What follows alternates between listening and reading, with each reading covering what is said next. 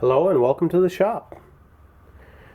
Today I'm doing this Soltoni hands. Today I will be making some surface grinder hubs, and I have a couple of these commercially made units, and they're actually pretty nice, but the problem is they're actually quite expensive. They're $50 or so, $40 to $50 used. The imports are 60 to 75 and $100 plus for brand new good name brand ones. With that said, I have a variation of wheels. I have a couple of these smaller Norton wheels with 1 1/4 inch bore, but I also happen to be on got a hold of 3 of these larger 2-inch bore 7-inch wheels for a really good price. I think I paid like $6-7 a wheel, but the problem is they have a 2-inch bore, so I can't even use my original hubs. So what I'm gonna do is, first of all, I'm gonna use a couple of slits of aluminum like this, and I'm gonna make myself a set of concentric washers that will center this bore in on a hub. But the other thing that I will be making is I will be using these large 1 1/4 inch bolts and nuts, and I will be making new hubs with these. And the reason for it is they're already threaded, they're already fairly there as far as sizes are concerned, and it's just less machining, and at the end of the day the material would have cost about the same as the bolts, so why not give myself a head start?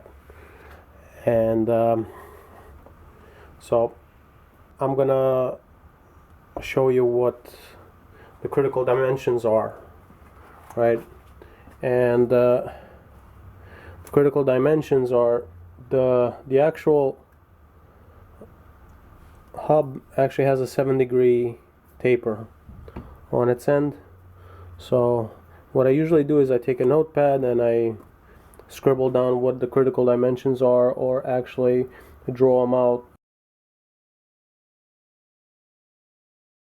I will show you how I'm gonna go about machining this now, and what I'm gonna do next.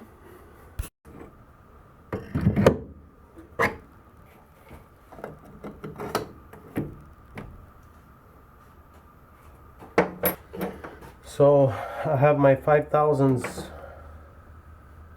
dial indicator here, and I put in a wide point on it because I want to actually indicate the bolt, but I want to reduce the variation of the thread. So basically I don't want the tip of the indicator to actually travel inside of the thread.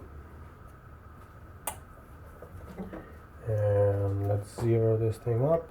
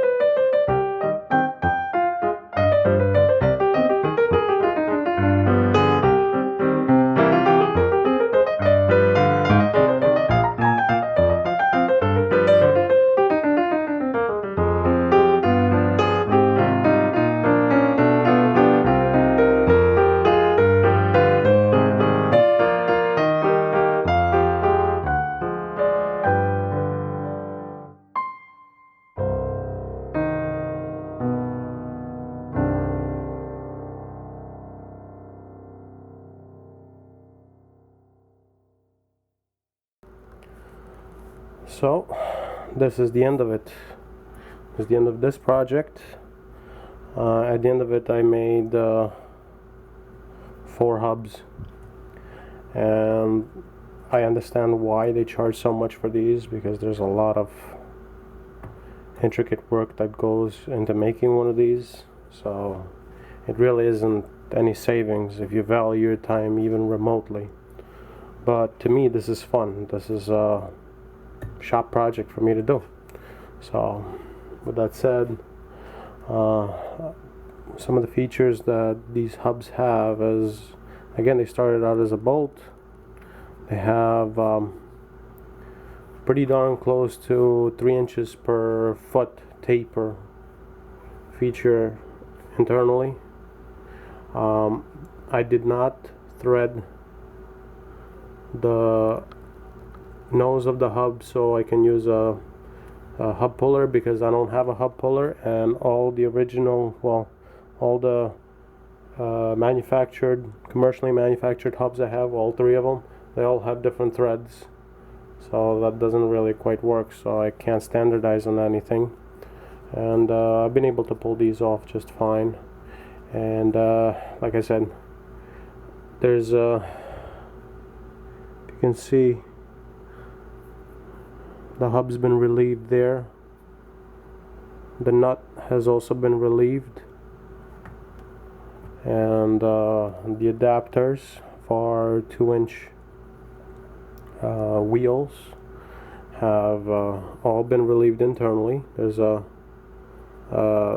2-inch shoulder here, 1 1/4 inch bore. The outer diameter doesn't really matter, but it's about 3 inches. This has also been heavily relieved because it's going to go against this, and I want it to sit flat, and that actually just sits in there. It's a nice snug fit. I can't feel any rocking there. 2-inch wheel just drops in here. There's 100 thousandths, I should say a 1/10 of an inch, not 100 thousandths, 1/10 of an inch space between the 2 washers, and these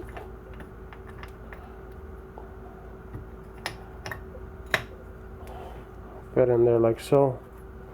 The nut goes in,